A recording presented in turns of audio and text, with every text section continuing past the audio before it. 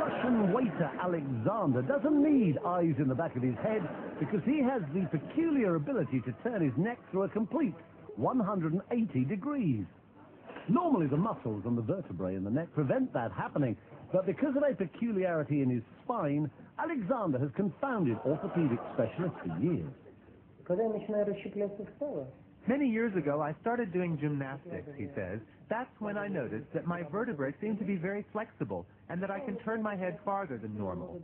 I worked at it little by little, going a little farther each time, and one day I was able to turn my head all the way around.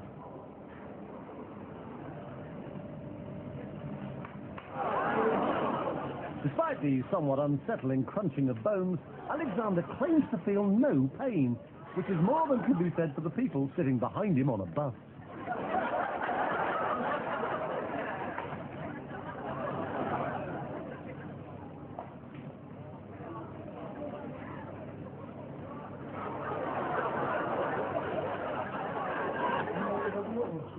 When I do it, it takes energy out of my whole body, he says. It requires 100% concentration.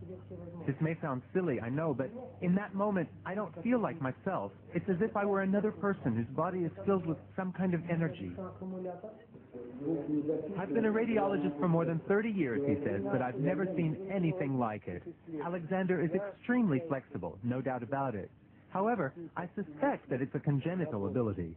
It's not something anyone could learn or train for. On the contrary, if someone else were to try it, they would surely break their neck. For me, it's absolutely normal and doesn't hurt at all.